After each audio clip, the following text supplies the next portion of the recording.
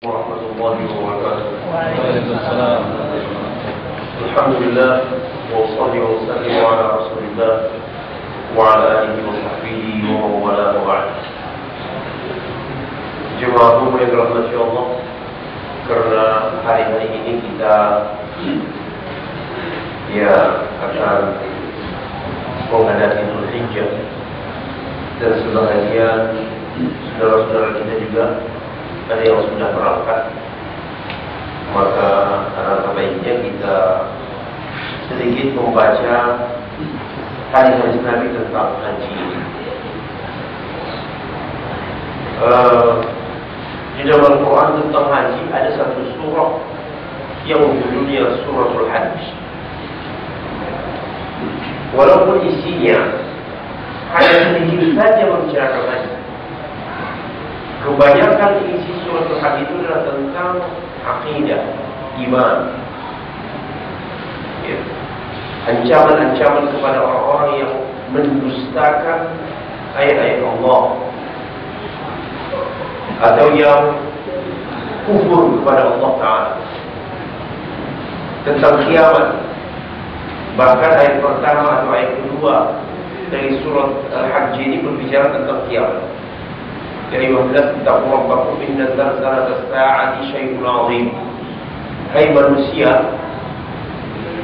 sesungguhnya hai manusia, bertakwalah kamu kepada Rabbmu. Sesungguhnya goncangan hari kiamat itu sangat dahsyat. Itu adanya di dalam surah Al-Hajj. Adapun kewajiban haji diambil dari sebuah ayat di dalam surah Al-Imran. Mungkin kita sudah sering mendengar ini. Bunyinya, walillahi 'alan nasi hajjul baiti man istata'a ilaihi sabila. Adalah hak Allah dan menjadi kewajiban bagi umat manusia untuk melaksanakan haji ke Baitullah bagi orang-orang yang mampu. Man istata'a ilaihi sabila, bagi yang mampu berjalan, memiliki apa yang maksud dengan sabil? Kata Rasulullah, az-zadu war-rahilah. Yang dimaksud dengan sabil di dalam Al-Quran itu az-zadu war-rahilah, persiapan alias bekal dan kendaraan. Ada orang yang kendaraan tersedia, tetapi persiapan dia bekalnya tidak cukup. Mungkin dananya tidak cukup. Itu kan zat itu bekal. Haji ini adalah ibadah yang menggabungkan dua unsur, fisik dan harta. Dan badan sehat, tidak ada uang, mana bisa dia haji? Ditahan, tidak kuat. Mau kemana Pak? Mau pergi haji. Pada tiketnya, wah, enggak, tapi saya sehat. Bisa lah, dia nggak bisa. Ada orang sehat, ada orang yang jahantam, tetapi terbalik di rumah sakit. Wah, jangankan haji, beli rumah dia juga bisa. Tetapi nggak kuat, sudah lama, nggak bisa juga haji. Jadi harus terpenuhi dua ini. Ya, kata Nabi tentang maksud dari as-sabil, man istata'a ilaihi sabila, itu pengertiannya adalah az-zadu war-rahilah.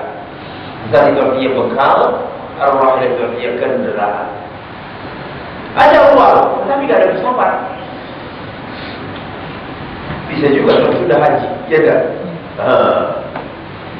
Kendaraan. Jadi akhirnya haji menjadi tidak wajib bagi orang tersebut. Di dalam hadis sudah jelas, hadis Bunyal Islam. Di situ disebutkan salah satunya adalah wa hajjul bait. Bunyal Islam ala khamsin. Islam dibangun atas 5 dasar. Bukan kecuali yang Maida Pak ya, yang salah. Itu lain itu. Yang pertama, syahadati an la ilaha illallah wa anna Muhammadar Rasulullah. Kesaksian bahwa tidak ada ilah kecuali hanya Allah dan Muhammad adalah utusan Allah. Yang kedua, wa iqamis shalah. Iqamis shalah. Kemudian wa ita'iz zakat. Kemudian wa hajjul bait. Nah, di sini nomor keempat haji. Padahal kita tahu haji itu ya dalam satu riwayat rukun Islam yang kelima. Tetapi di sini yang keempat ya. Hadis Ibnu Umar. Ya mudah-mudahan urusan itu terlalu. Tapi intinya yang lima itu kesemuanya adalah fondasi Islam. Haji ini salah satu ibadat yang memang unik. Ya. Kita kumpul dengan semua saudara kita di dunia, betul tak? Jadi ini boleh dikatakan konferensi Islam internasional setiap tahun. Allah.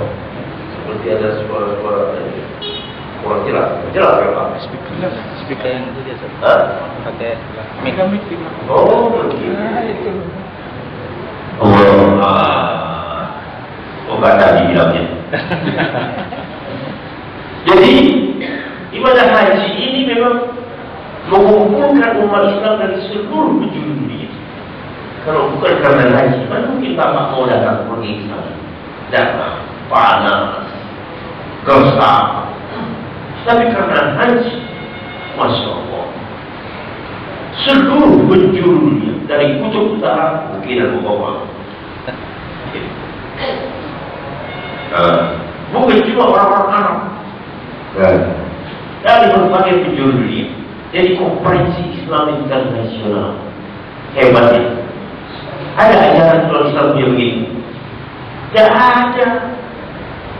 Itu yang mereka katanya kalau orang pergi haji, mereka pergi ke Yerusalem, itu dibuat-buat bid'ah agama mereka. Itu bid'ah agama mereka. Tapi karena agama mereka tidak disebut bid'ah, ya tahu aja, terserah aja. Tetapi aslinya tidak ada. Saya waktu pernah kunjungan diundang itu ke salah satu kabupaten di Kalimantan Timur, Pak Ustaz, kita di sini kalau tiap haji itu menghajikan ya pegawai-pegawai kantor kabupaten ini, atau bupati ini, yang muslimnya pergi haji, yang sebenarnya ke Yerusalem. Kenapa Bapak biayai pergi dia ke Yerusalem? Siapa nyuruh? Iya, kan kita kan pergi ke haji. Kita haji ada ajarannya. Pergi ke Yerusalem tidak ada ajarannya. Ya, itulah bangsa untuk menjaga ini. Ini nggak benar ya. Menghormati negara. Nah, inilah kehebatan Islam. Sehingga dalam haji ini sekaligus dapat ibadah, kemudian dunia juga. Betul kan? Dalam haji ini terdapat ibadah dan kemudian ada unsur keuntungan dunia. Bapak bidang apa? Bisa bertemu dengan orang lain dalam bidang Bapak. Ada arsitek, itu. Dia ketemu dengan arsitek muslim dari Jerman dan Amerika. Mereka ngobrol. Apa bilang Bapak? Akunting. Akunting itu juga ilmunya kan? Ada perkembangan, ada update tentang akunting ini. Ada. Jadi sekiranya ada, maka itu bisnis juga demikian. Masya Allah, luar biasa kan? Ini tidak ada dijumpai. Dulu para ulama memanfaatkan yang namanya haji ini untuk berjumpa dengan orang-orang alim dari berbagai penjuru dunia. Jadi kita lihat di dalam kitab-kitab itu, di dalam kitab-kitab yang tua itu, haji dimanfaatkan. Oh, datang sebulan dari Baghdad, orang alim pada masanya. Nah, di sana dia ahli hadis, dia meriwayatkan hadis. Jumpa sama orang-orang yang datang dari Mesir, orang-orang yang dari Makkah, orang-orang yang dari Madinah, dari Syam, datang mengambil hadis dari orang ini. Jadi forum ilmiah yang namanya haji sekaligus juga bisa merupakan forum bisnis. Begitu juga kalau sempat berkunjung ke sana beberapa kepala negara, menjadi forum politik antar negara-negara muslim. Jumpa dengan presiden dan negeri ini, bagaimana keadaan di negeri Bapak, negeri Anda. Mereka tidur satu, menjadi tamu raja di sana kalau dia sebagai presiden itu. Jadi inilah hikmahnya haji ini, Bapak Ibu Allah. Kemudian kalau kita lihat tentang haji ini, saya bacain saja dulu beberapa hadis. Dari Abu Hurairah radhiyallahu anhu, beliau berkata, pernah Rasulullah berkhutbah kepada kami sambil mengatakan, "Ayuhan nas, qad faradallahu 'alaikumul hajj fahujju." Hai manusia, Allah mewajibkan kepada kalian ibadah haji, maka laksanakanlah haji.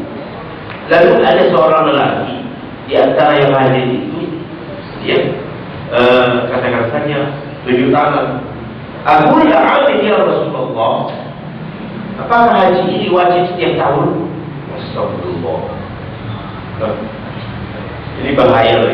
Jadi makanya jangan asal tanya. Apa kata Nabi?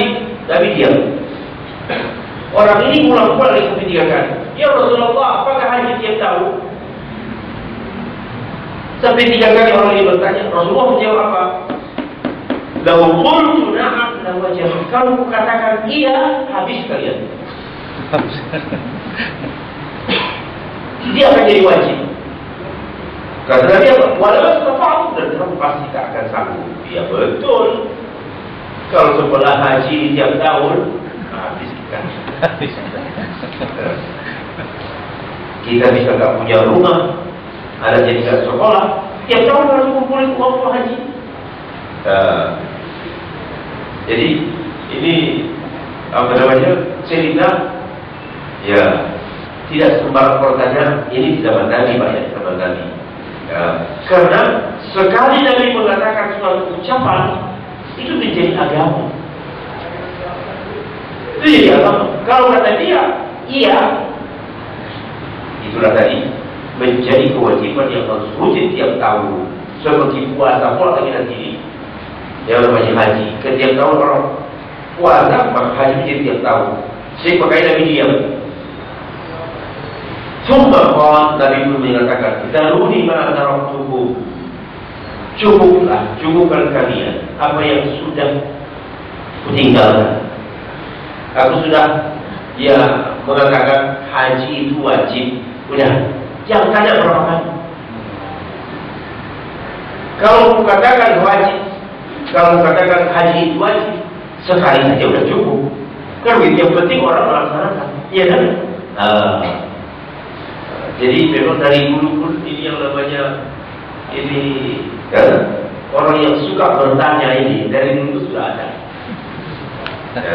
Suka tanya kadang-kadang itulah dia tak terpikirkan bahwa ada akibat dari pertanyaan itu. Lalu kata Rasulullah melanjutkan, "Fa'inna halaka man kana qablakum bi kathrati su'alihim wa ikhtilafihim 'ala anbiya'ihim." Sesungguhnya kehancuran umat sebelum kamu dahulu banyak bertanya, tetapi akhirnya menyalahi nabinya. Jadi sindiran sebenarnya, sindiran. Kamu jangan terlalu banyak bertanya. Kalau sudah paham, udah laksanakan apa yang kamu paham. Sesungguhnya kehancuran umat sebelum kamu dahulu. Ini kan sering ini kita dengar, sesungguhnya kehancuran umat sebelum kamu dahulu. Berulang kali. Dalam beberapa kasus ini ada yang kita jumpai.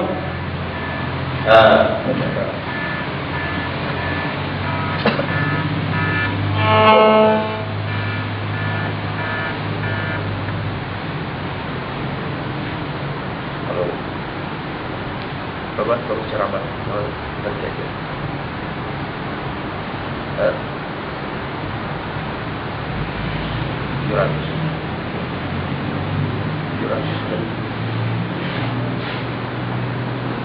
Mohon maaf Bapak dalam kasih Allah, jadi hilang halamannya. Baik, Fa inna ma ahlaka man qala qablakum kathratu su'alihim wa ikhtilafuhum ala anbiya'ihim. Sesungguhnya kehancuran umat sebelum kamu dahulu adalah karena banyak bertanya, tetapi ternyata mereka menyalahi nabinya. Ini siapa yang dimaksud di sini? Umat sebelum kamu dahulu. Yahudi. Memang inilah yang terkenal di dalam sejarah. Orang-orang Yahudi ini paling suka bertanya. Ya, cerita di dalam surah Al-Baqarah, ya kan? Allah memerintahkan kamu untuk menyembelih sapi. Sapi yang bagaimana? Apa warnanya? Apa jenis kelaminnya? Inilah penyakit Yahudi. Sekali kasih Nabi Musa jawaban, sebenarnya makin detail pertanyaan makin baru. Yang sana betul kan? Makin detail pertanyaan makin berat. Tetapi kalau tidak ditanya, yang penting sembelih. Namanya sapi, sembelih sudah. Berarti menjalankan kewajiban. Jadi itu adalah moral disebut yang dimana aman berdasarkan anuan asya. Hai orang beriman, jangan kamu banyak bertanya tentang berbagai hal. Nah ini tujuannya dulu. Ini maksudnya zaman tadi. Anuan asya, jangan kamu banyak bertanya. Intum dalam tersungguh, karena kalau kamu banyak bertanya, tentu turun wahyu menjelaskan pertanyaan kamu. Semakin banyak pertanyaan, semakin detail jawabannya. Makin detail, makin mengikat. Betul? Makin berat. Jadi, insyaallah ya, inilah kita dibimbing. Salah satunya ini tentang masalah haji. Kalau sudah dikatakan wajib haji, ya udah laksanakan sekali sudah cukup. Lalu orang ini tadi mengatakan, apakah setiap tahun ya Rasulullah? Lalu Rasulullah menjelaskan bahaya sekali kalau sempat saya jawab iya. Karena ucapan Nabi otomatis menjadi apa? Syariat. Sesungguhnya orang yang umat sebelum kamu dahulu banyak yang jadi celaka karena mereka banyak bertanya. Lalu bagaimana? Mereka menyalahi nabi-nabinya. Artinya apa? Mereka hanya cuma bertanya saja. Ketika diberitahu yang harus dilakukan, tak juga melaksanakan. Bukan tadi itu, artinya banyak bertanya itu saking semangatnya. Bukan. Ada orang yang memang bertanya itu karena haus, ya ingin tahu lebih dalam, kan begitu. Tetapi umat sebelum kita dahulu, maksud Yahudi itu sama sekali bertanya bukan karena semangat ingin tahu, tetapi karena ya apa kita menyebutnya ya, memang suka begitu, suka berdebat, suka ngeyel. Nah itulah dia bahasa sini ya. Fa idza amartukum bi syai'in fa'tu minhu mastata'tum. Apabila aku perintahkan kalian melakukan sesuatu, udah laksanakan semampu. Wa idza nahaitukum 'an syai'in fad'uhu. Kalau ular, tinggalkan. Jadi inilah panduan. Ini dimasukkan oleh Imam Nawawi dalam kitab haji. Karena isinya dari banyak Quran haji, tetapi pelajaran yang dikandung dalam hadis ini sangat luas. Termasuk di antaranya, ya kita jangan terlalu banyak ya pertanyaan itu sebenarnya tidak terlalu penting. Sekarang lah pokoknya kalau orang bertanya, Ustaz, kalau kita ke bulan, kalau soal itu bagaimana menghadapnya ke kiblat? Perlu kira-kira itu? Tidak perlu kan? Emangnya kamu besok ke bulan? Kalau kamu besok ke bulan, biarlah kita kerja terus mencari jawabannya hari ini juga. Ini jangan ke bulan ke Surabaya, ya tidak. Jadi hadirin berbahagia, ini penyakit juga. Ya. Dan di dalam umat ini ada orang-orang yang seperti itu. Anggap saja lah, dia tahu riba itu haram. Betul tak? Oh, diputar-putarnya. Sebenarnya kan riba itu kan kalau itu bunga bank kan kecil sebenarnya sekarang ini. Makin turun harga, makin turun sekarang tingkat suku bunga. Jadi kalau begitu tidak mau berangkat bunga itu. Ujungnya dia memang tidak mau mengakui bahwa bunga bank itu riba. Nah, ini cara-cara orang banyak dalam sekarang. Dan itu dilarang itu dalam Islam.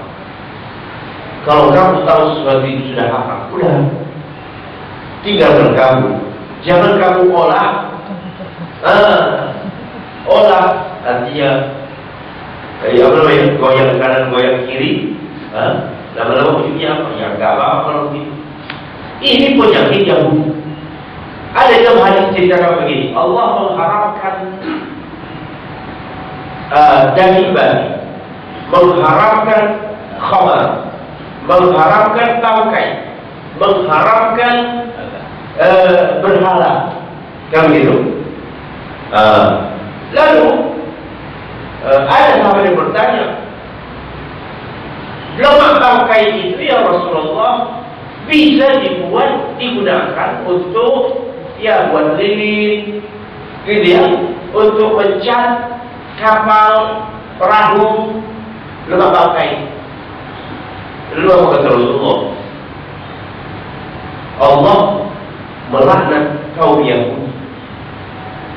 Kenapa? Ketika Allah mengharamkan lemak bangkai kepada mereka, lalu mereka putar-putar. Artinya diolah, dimodifikasi. Sehingga menarik ini lemak bangkai. Orang pun tertarik. Akhirnya mereka jual, laku mereka makan uangnya, hasilnya, keuntungannya. Nah, jadi inti dari hadis itu bahwa kalau kita sudah tahu bahwa yang namanya riba itu haram, jangan buka-buka. Kata yang satu, sebenarnya yang namanya mudharabah ataupun keuntungan dari jual beli itu, ya, itu kan hampir tidak ada bedanya dengan riba, dengan bunga bank. Astagfirullah. Nah, dia ingin membandingkan bahwa bank syariah sama bank konvensional itu sebenarnya tidak ada beda. Ini juga cuma namanya beda. Di sini keuntungan, di sini namanya bunga. Astagfirullah.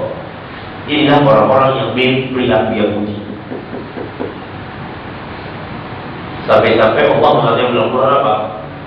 Ahallallahu al-bai'a wa harrama riba. Sebagai bantahan terhadap ungkapan orang Yahudi, orang kafir yang mengatakan bahwa saya jual beli itu sama saja seperti riba. Kalau innamal bai'u mithlur riba. Mereka berkata jual beli itu sama seperti riba, tidak ada beda. Katakan ya Muhammad, ahallallahu al-bai'a wa harrama riba. Artinya, walaupun ada kamu lihat mirip-miripnya, tetapi segala yang mirip belum tentu sama. Intinya Allah menghalalkan jual beli. Kalau jual beli boleh, silakan kamu. Tetapi yang namanya riba, oh haram. Allah mengharamkan riba. Nah, jadi inilah penyakit Yahudi. Penyakit Yahudi ini menyebar ini, ya, menyebar hingga kepada kaum muslimin pun penyakit ini. Ya, tahu dia seperti itu haram, tetapi dia orang-orang sehingga akhirnya orang pun tertarik dan akhirnya orang berkesimpulan, oh, kalau begitu tidak terlalu jauh bedanya. Kalau begitu apa? Ya, kalau sudah serupa, ya berarti boleh dong. Alhamdulillah lagi. Ya, kemudian Bapak yang dirahmati Allah, kalau memerintahkan kamu tentang sesuatu, laksanakan sebabmu. Apa saja yang Allah perintahkan, tetapi jangan artinya yang perintah itu sudah detail. Perintah itu sudah detail, maka laksanakan sebagaimana yang Allah haruskan. Allah memerintahkan umpamanya bersedekah. Kan begini katanya. Memberikan bersedekah. Ya bersedekah lah. Berapa kemampuanmu? Sebatas apa kemampuan? Berapa kali? Itu terserah kamu. Allah memerintahkan sholat sunnah. Sebagai banyak orang sholat sunnah, ya makin dekat dengan Allah. Laksanakan sholat sunnah. Kapan yang malam Allah? Bagus. Sekali bukan kamu mau, alhamdulillah. Kan jangan sama sekali tidak pernah mau ya. Karena ini namanya sholat sunnah, ya. Ini taharruf ila Allah Ta'ala. Setiap kali makin hebat takarruf kita, maka semakin dekat kita kepada Allah Ta'ala. Itu wa ma yazadu 'abdi yataqarrabu ilayya bin nawafil hatta uhibbah. Kata Nabi, hambaku semakin hebat bertakarruf kepadaku dengan amal sunnah sampai aku akhirnya mencintainya. Fa in ahbabtuhu, kalau mencintai dia, kuntu basarul ladzi yubsiru bih, aku adalah pandangannya yang melihat. Kuntu sam'ahu alladzi yasma'u bih, aku adalah pendengarannya yang mendengar. Artinya ini menunjukkan apa?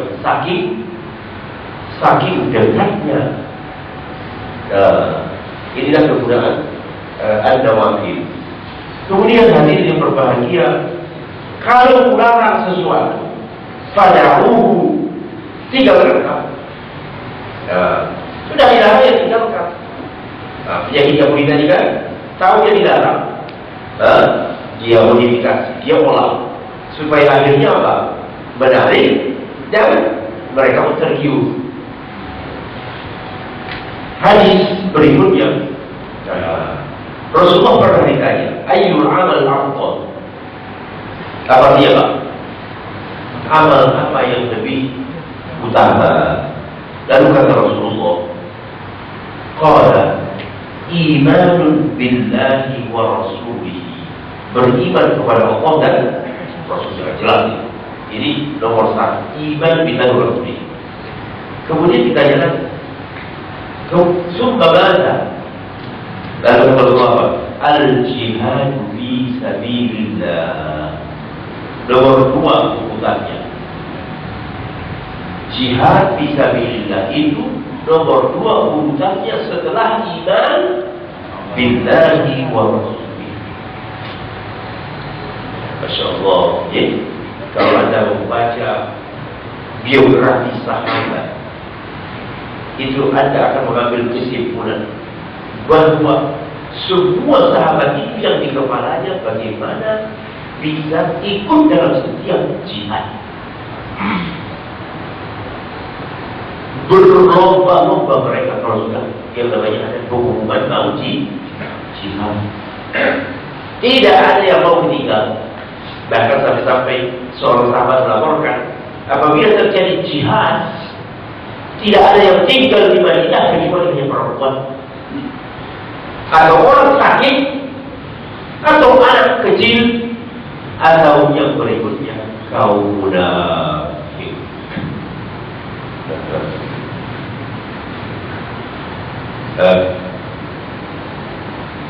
Perempuan memang tidak wajib untuk mereka jihad. Anak kecil karena dia belum balik. Kemudian orang yang sakit, ini bukan perempuan, bukan anak kecil, bukan orang sakit, munafik. Awas, hati-hati, ya, hati-hati. Kita tidak bisa jihad, tapi jangan anti dengan yang namanya jihad. Jangan anti dengan yang namanya jihad. Itu berbahaya. Karena ini amal yang kedua lebih utama setelah apa? Setelah iman billahi wa rasulih. Setelah iman billahi wa rasulih menyusul langsung al-jihad fi sabilillah. Qila thumma madza? Kemudian apa lagi? Rasul menjawab, hajjun mabrur. Bab yang ketiga urutannya haji yang mabrur. Kan ada hajjul mabrur laisa lahu jazaa'un illa jannah. Haji yang mabrur itu tidak ada balasannya kecuali surga.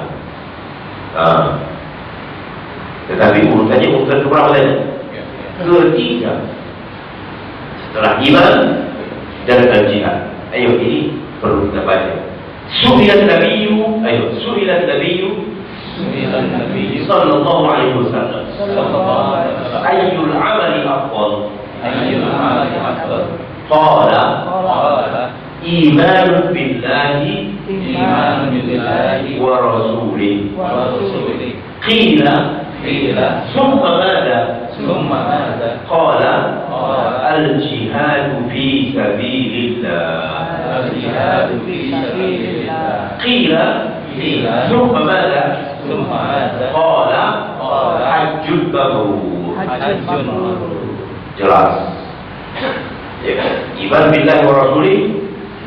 Kemudian yang kedua al-jihadu fi sabilillah. Kemudian hajjul mabrur.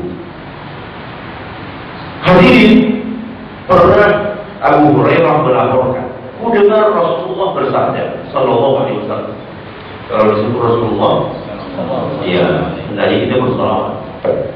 Bersabda, "Man hajja falam yarfud wa lam yafsuq, raja'a ka yawmi waladathu ummuh." Barang siapa yang berhaji lalu di dalam hajinya itu dia tidak melakukan hal-hal keji dan tidak berbuat kefasikan, maka ia akan kembali seperti hari di mana dilahirkan oleh ibunya. Wah, hebat ya. Ini salah satu keutamaan haji. Dengan syarat tadi apa? Lam yarfus, walam yafsuq, tidak melakukan perbuatan keji, artinya tidak melakukan pelanggaran di dalam haji itu. Kemudian tidak berbuat kefasikan, bertengkar atau berkelahi, gitu ya, selama haji. Kemudian tidak ngomong yang kotor-kotor, yang jorok-jorok atau berbohong. Kemudian tidak berbuat kefasikan, maka balasannya raja'a ka yawmi waladathu ummuh, dia kembali seperti dilahirkan oleh ibunya. Wah, luar biasa. Memang itulah yang membuat orang berlomba-lomba pergi haji. Tetapi soal mabrur ini itu hanya Allah yang tahu, Pak.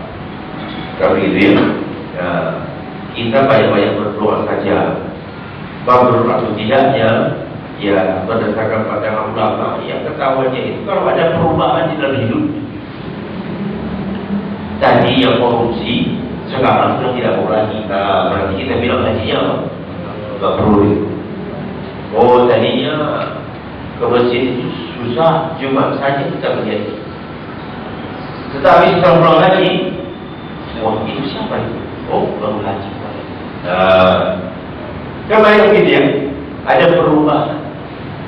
Perubahan makin baik, makin soleh, makin taat, makin istiqamah di jalan Allah Ta'ala.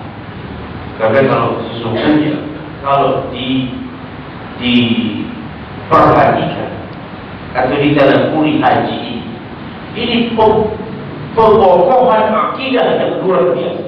Akidah. Kenapa kita lakukan akidah? Coba mari kita terjemahkan ucapan yang keluar dari orang yang membagi ihram yang disebut dengan lafaz talbiyah. Labbaik Allahumma labbaik. Anda akan memenuhi panggilan. Kemudian apa? Iddal hajjah wal ni'mata laka wal mulk la syarika. Sesungguhnya segala yang namanya pujian, kemudian nikmat itu milikmu subhanahu, dan kerajaan la syarika, tidak ada sekutu bagimu. Artinya apa ini? Ini betul-betul ikrar dari seorang yang pergi haji bahwa tidak mengakui sekutu bagi Allah. Kan begitu? Ini betul-betul apa? Pembersihan akidah. sampai diulang 2 kali. Sudah itu apa? Innal hamda wan ni'mata laka wal la syarika laka labbaik Allahumma labbaik labbaik la syarika laka labbaik. 2 kali. Dalam satu ucapan itu 2 kali diucapkan la syarika laka. Berapa kali dia selama ihram? Oh, tidak bisa dihitung, Pak. Dari mulai hari ke-8 tarbiyah. Kan gitu, hari tarbiyah, hari ke-8. Kemudian ke Arafah sehari penuh. Kemudian malamnya setelah suntuk. Besok pagi duha melempar baru berhenti lebih tarbiyah. Jadi 2 hari 2 malam tak plus waktu duha. Jadi ungkapan mereka tarbiyah labbaik Allahumma labbaik labbaik la syarika lak labbaik. Saya cuma kita di sini ucapan tarbiyah itu banyak dimulai di awal-awal saja. 3 kali 4 kali capeknya diam aja. Yang tidur dalam bisnis. Saya juga lihat tidak tidur. Pak, tarbiyah Pak.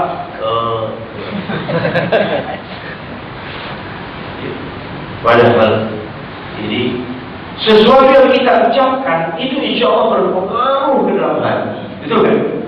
Berpengaruh ke dalam hati. Jadi bisa Anda bayangkan sekian hari terus menerus mengucapkan la syarika lak, la syarika lak, la syarika lak, pasti akan terpatri dalam dirinya, tidak mengakui sekutu bagi Allah. Pulang ke Indonesia akan berubah,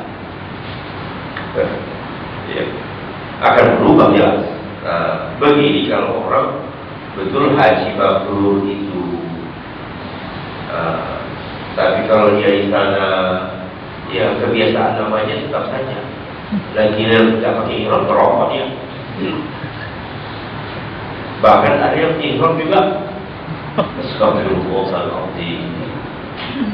Bagaimana ini si bapak jauh-jauh datang? Ya, mereka itu, ya orang-orang kita sekalian selain makanan yang mencari mereka itu rokok. Selain makanan yang mereka cari, di mana itu rokok sendiri? Astagfirullah. Sebagian ya berusaha cari, dapat juga dia. Udah garam segala macam. Bagaimana ini orang pergi haji? Padahal itu kesempatan untuk dia meninggalkan merokok dan kebiasaan-kebiasaan buruk. Jadi ini dari bimbingan dari kita, man hajja wa falam yarfus wa lam yasuk raja'a ka yaumin waladathu ummuh. Siapa yang pergi haji kemudian dia tidak melakukan perbuatan rapat, perbuatan keji dan kefasikan, dia akan kembali seperti dilahirkan oleh ibunya. Sekarang kita yang tidak pergi haji diganti Allah dengan apa, Pak? Shaum Arafah, di mana mempuasakan Arafah itu menghapuskan dosa setahun yang lalu. Inilah hebatnya Islam. Jadi kalau nggak pergi haji, gimana? Bogor aja kok dia.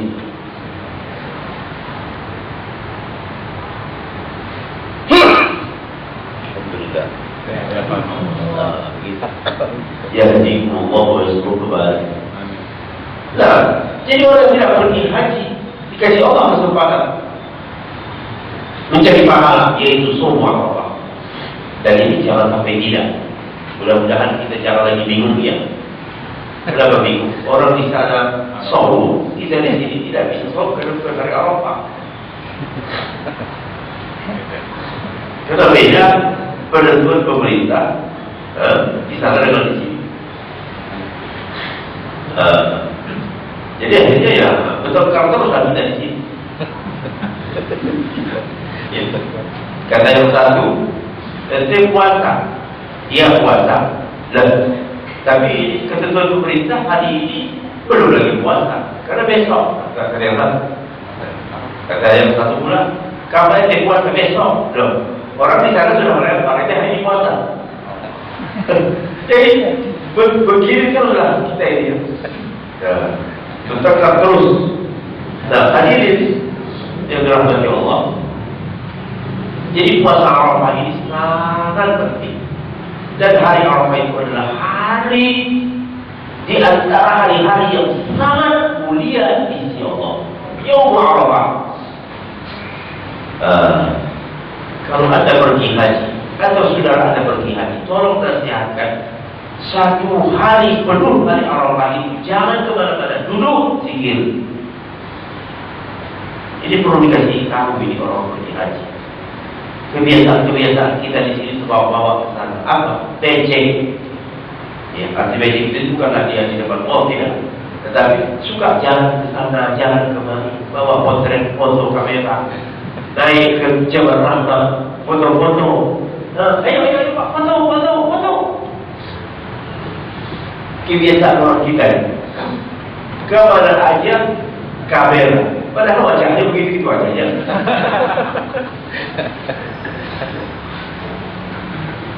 Naik ke Jabal Rahmah, foto. Nanti ada apa saya ketemu-temannya, ayo foto kita. Itu adalah hari zikir.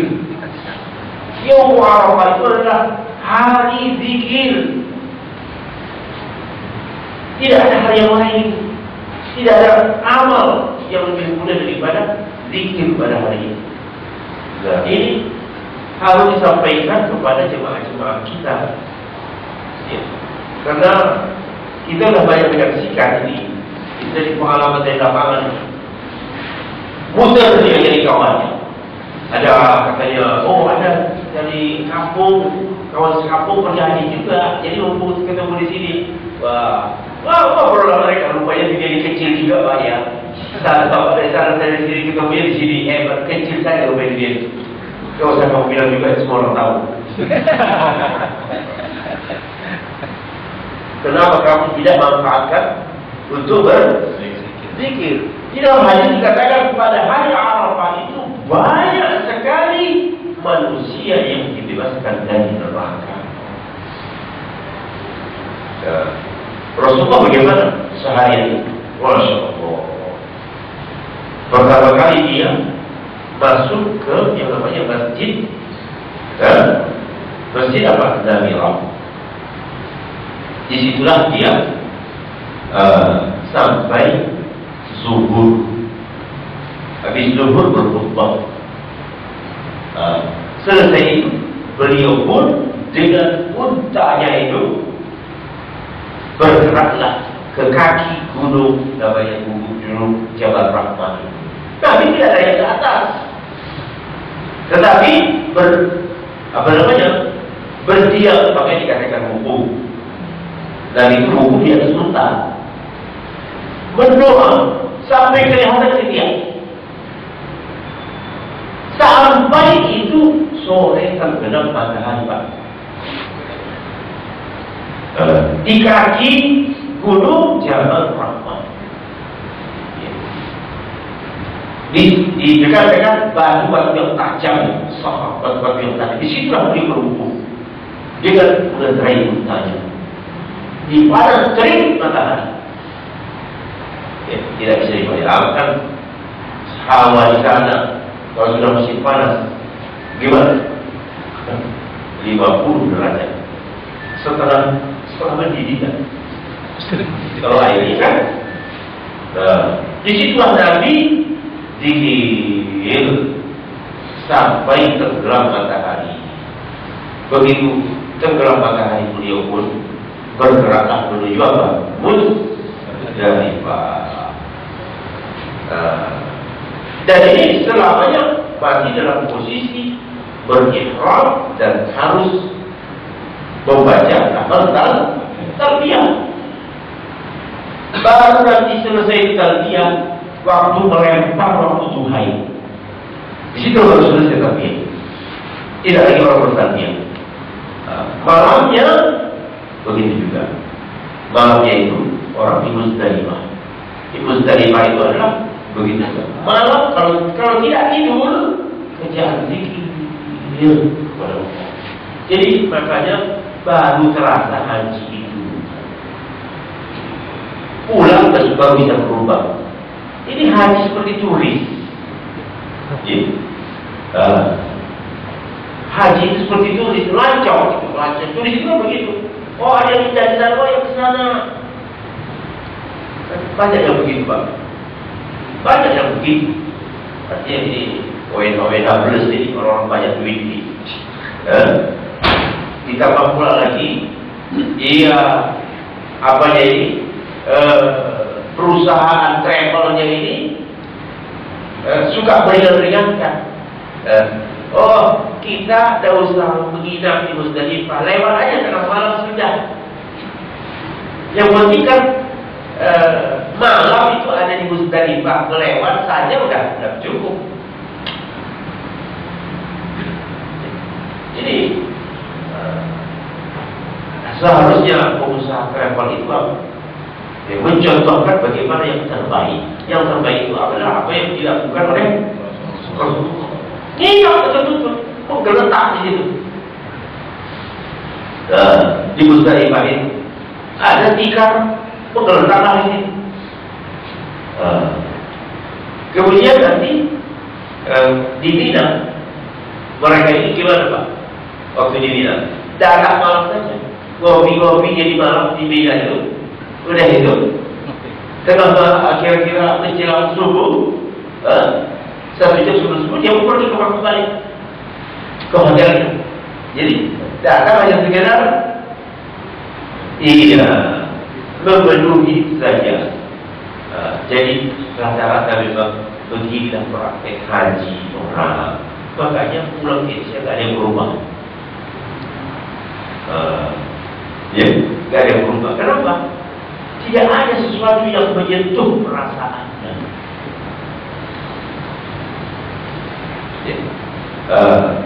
Coba orang dulu pergi haji, orang-orang tua bapak, bagaimana mereka dulu haji? 3 bulan je dah. Pulang haji bisa bahasa Arab. Iya kan? Iya. Pulang haji bisa bahasa Arab. Dan di sana memang betul-betul mereka beribadah. Nah, bukan artinya jangan pergi pakai ONH+.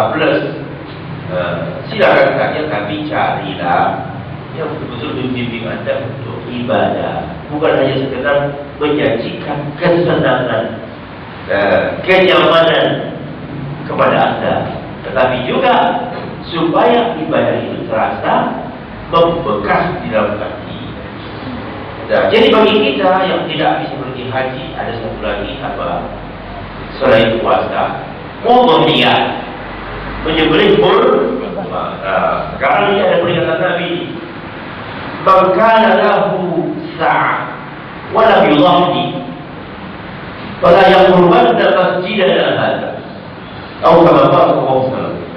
Kata Nabi kita, siapa yang memiliki kemampuan tetapi tidak berkurban, jangan dia dekat dari masjid kami. Wah, itu keras itu. Keras itu peringatan. Sekarang kita tanya, mampu berkurban, harga kurban berapa? Semurah-murahnya kita katakan sajalah 1 juta.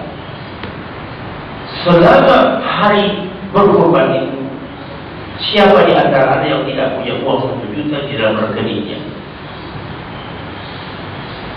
Tidak ada dalam rekeningnya 1 juta, atau tidak ada dia simpan dimanapun uang 1 juta, maka berarti betullah dia tidak perlu. Tetapi dalam rekening kita bukan cuma 1 juta, berjuta-juta. Berarti Anda mampu.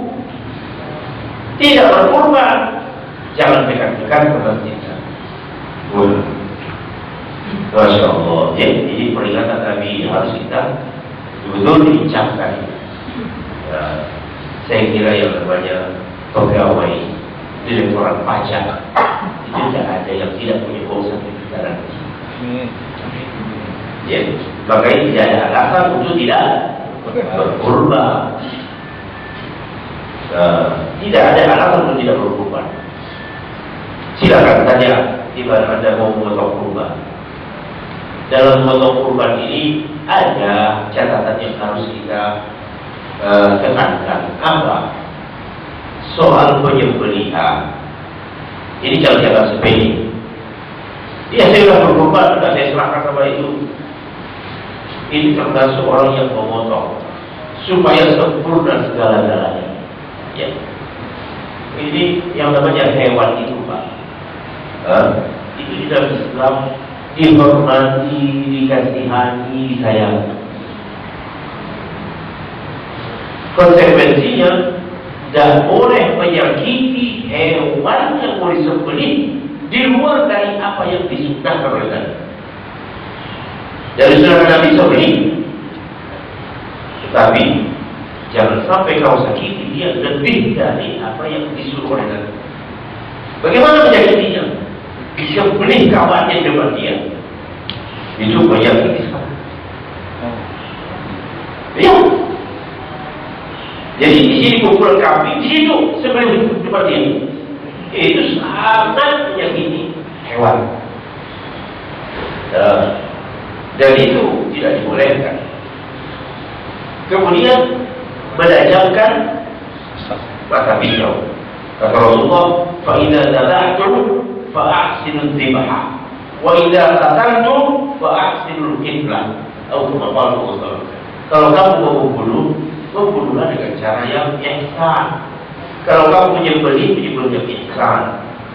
Pernah Nabi berpapasan melintasi. Ada orang yang mau menyembelih hewan kurban, hewan ternak. Lalu diinjaknya di dulu kambing, baru biasanya pisau.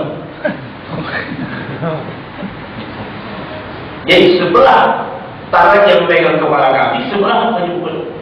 Apa kata Rasulullah dalam riwayat itu? Kau membunuh dia 2 kali. Berarti apa? Hewan baru mau disembelih, dia harus dikasihani. Perlakukan dia dengan lembut. Jangan perlakukan dia dengan kasar. Apalagi menyiksanya, itu tidak dibolehkan. Jadi hadir berbahagia. Inilah kira-kira ya hal penting. Kemudian 3 hari yang tasyrik itu adalah hari-hari zikrullah. Ya, 11, 12, 13 ini adalah hari-hari zikrullah.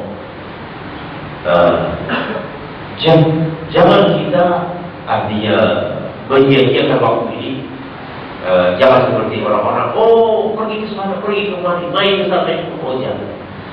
Itu adalah hari-hari zikir, di mana seseorang disuruh untuk memperbanyak zikir kepada Allah.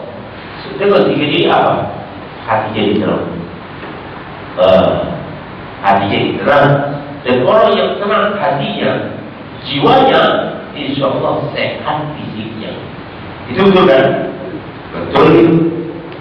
Orang yang hatinya tenang, fisiknya sehat. Sampai di sini ada dulu kajian kita. Ya, apalagi ini juga kita sedang menghadapi ini tadi Zulhijjah, banyak hal yang sudah kita jelaskan. Mudah-mudahan itu bermanfaat. Aqulu qouli hadza wa astaghfirullah. Wassalamualaikum warahmatullahi wabarakatuh.